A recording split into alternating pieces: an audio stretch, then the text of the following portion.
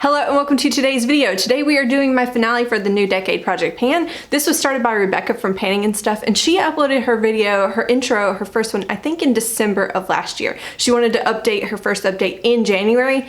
And Rebecca is such a panning all-star that she already finished her first round of this and then introduced a second round. Meanwhile, I'm just now finishing my first round. So if you're excited to see all the nice progress photos and see how I did with this project, then let's go ahead and get into it.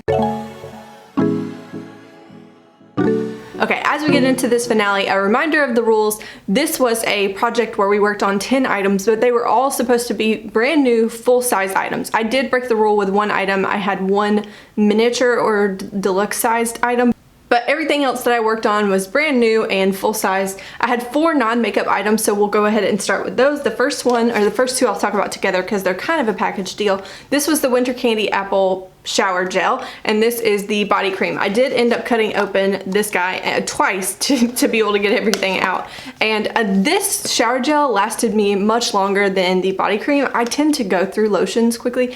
I don't know if anybody else does the same thing with these Bath & Body Works products, but I definitely go through the lotions quicker than the body gels. If I have progress photos from all these updates, I will insert them, but yeah, as you can see, this was kind of like the markings. Hopefully you can see that, probably not that well.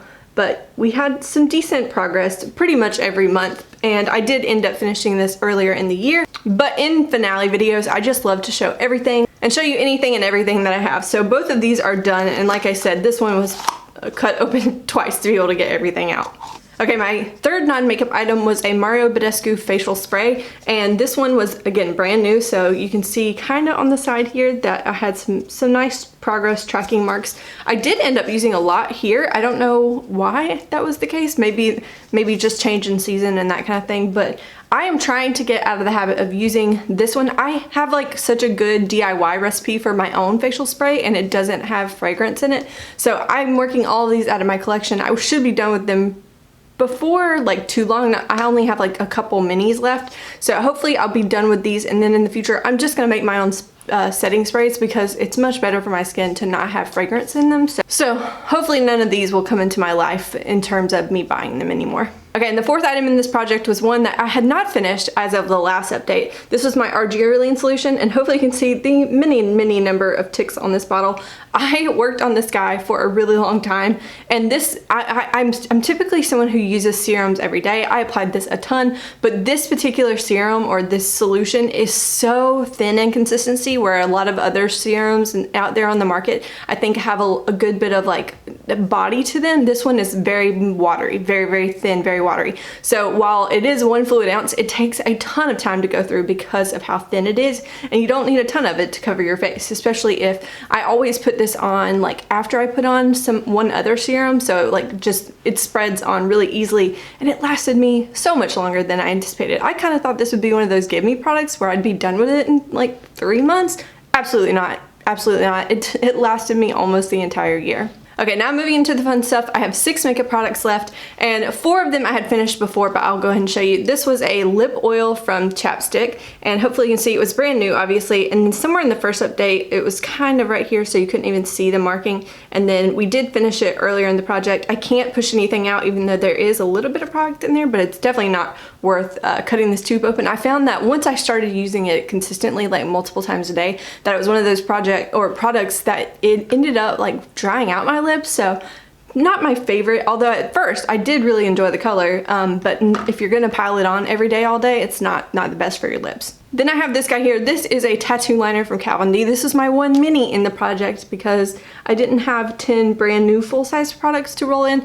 But yeah, I did end up finishing this guy up, and I do, if I have any weight progress on these items, a couple other ones, I'll have them on the screen. But yeah, this one was a good liner. I liked it, but I think I would just pick them up when I see them as point perks or in little sets. I don't think it's it blew my mind enough to make me want to buy the full size of it, if that makes sense. Okay, and next up we have this Colourpop concealer, and all my markings have rubbed off sadly, but this one was one that I ended up popping the stopper out of. I love seeing the inside of tubes like that, but yeah, this one was brand new at the beginning of the year, and I believed I used it up within 3 or 4 months. It was pretty, it went by pretty quickly, even although that's kind of not a surprise with me. I use concealers pretty quickly in my opinion. Then we have this Precisely My brow pencil from Benefit, and once I finished the other brow product I was working on this year, this went by pretty quickly too. I do think it lasted me about 3 to 4 months, which wasn't the most ideal considering this pencil is kind of pricey, and so I liked it, but I don't think I would pay the